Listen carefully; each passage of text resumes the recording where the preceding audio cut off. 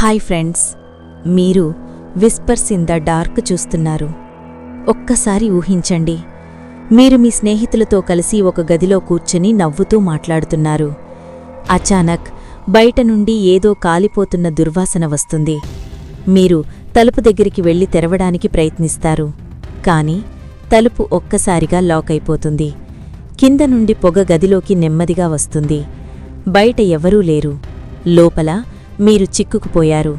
కాని అసలు భయంకరమైన విషయం ఏమిటంటే, ఆ ఫ్లాట్లో మీరే కాదు, ఇంకొకరు కూడా ఉన్నారు. ఈరోజు నేను చెప్పబోయే కథ గ్రేటర్ నోయిడాలో నిజంగా జరిగిన ఒక భయంకరమైన సంఘటన. ఈ కథ చివరికి మీరు విన్నప్పుడు నిజంగా షాక్ అవుతారు. కాబట్టి వీడియోను చివరి వరకు చూడండి. ముందుగా చిన్న రిక్వెస్ట్, ఈ కథలు మీకు ఇష్టమైతే ఈ వీడియోకి ఒక లైక్ ఇవ్వండి. మా విస్పర్స్ ఇన్ ద డార్క్ ఛానల్ని సబ్స్క్రైబ్ చేయండి. ఇప్పుడు కథలోకి వెళదాం. గ్రేటర్ నోయిడాలో ఒక అపార్ట్మెంట్ ఉంది. ఆ అపార్ట్మెంట్లో 13వ అంతస్తులో ఒక ఫ్లాట్ ఉంది.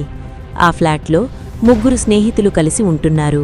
వారి పేర్లు అర్చిత్, రమణ్, అలోక్. 3 ఇంజనీరింగ్ కలిసి చదివారు. అర్చిత్, రమణ్ ఇద్దరూ ఐటీ కంపెనీలో ఉద్యోగం చేసుకుంటున్నారు. అలోక్ మాత్రం నోయిడాలో ఎంబీఏ చదువుతున్నాడు. ఒకరోజు వాళ్లకు ఒక ఫ్లాట్ దొరికింది. అద్దె ఎంతంటే కేవలం 11,000 రూపాయలు. అదీకాక ఆ ఫ్లాట్ పూర్తిగా ఫర్నిష్డ్. టీవీ, ఫ్రిడ్జ్, స్పీకర్స్, బెడ్లు అన్నీ ఉన్నాయి. 3 ఒకరినొకరు చూసుకుని మనం నిజంగా జాక్పాట్ కొట్టాం అని అనుకున్నారు.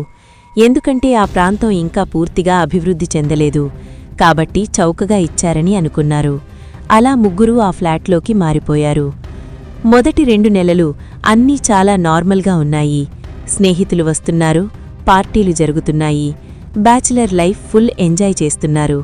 ఒక రాత్రి వాళ్లు పార్టీ చేసుకుంటున్నారు. రాత్రి 10:30 అయ్యేసరికి మద్యం అయిపోయింది. అప్పుడు అర్చిత్ అన్నాడు, నేను వెంటనే తీసుకొని వస్తాను. అలోక్ కూడా అన్నాడు, ఒంటరిగా వెళ్లొద్దు, నేను కూడా వస్తాను. ఇద్దరూ బైక్ మీద బయల్దేరారు. రాత్రి చలిగా ఉంది. రోడ్డు కూడా ఖాళీగా ఉంది. అర్చిత్ బైక్ వేగంగా నడుపుతున్నాడు. అప్పుడే రోడ్డు మధ్యలో ఒక స్త్రీ నిలబడి ఉంది.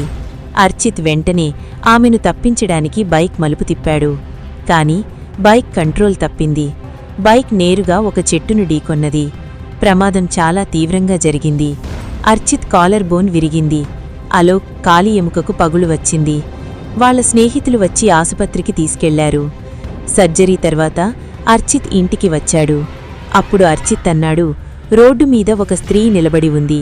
ఆమెను కాపాడడానికి ప్రయత్నించాను. అలోక్ వెంటనే అన్నాడు, నేను ఎలాంటి స్త్రీని చూడలేదు.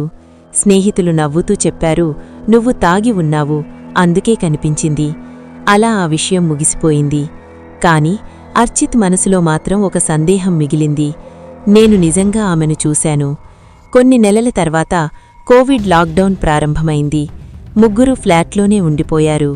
రోజులు గడుస్తున్నాయి.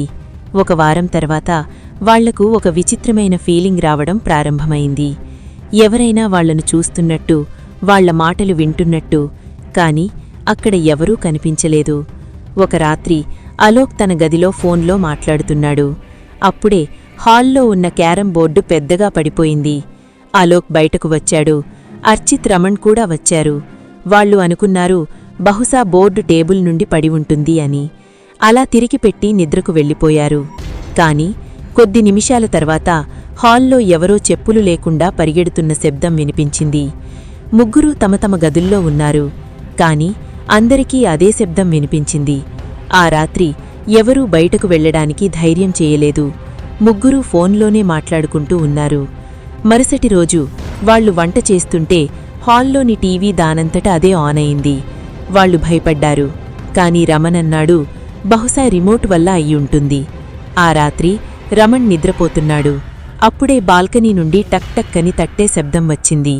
అతను మొదట పట్టించుకోలేదు. కాని శబ్దం పెరుగుతోంది. అతను బాల్కనీ వైపు చూశాడు. 13వ అంతస్తు.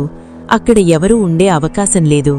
అప్పుడతను గది తలుపు తెరవడానికి లేచాడు. కాని అతను తలుపు దగ్గరికి కూడా వెళ్లలేకపోయాడు. ఎవరో అతని ఛాతిపై బలంగా నెట్టినట్టు అనిపించింది. అతను నేరుగా మంచం మీద పడ్డాడు. ఆ రాత్రి మొత్తం అతను దుప్పటి కప్పుకొని దేవుడి పేరు జపిస్తూ గడిపాడు. కొన్ని రోజులకు అర్చిత్ స్నేహితురాలు సిమ్మీ ఫ్లాటుకు వచ్చింది. అర్చిత్ అన్నాడు, అందరికీ బంగాళాదుంప కూర చేయు. సిమ్మీ వంటగదిలో పాన్ పెట్టి కూర పెట్టింది.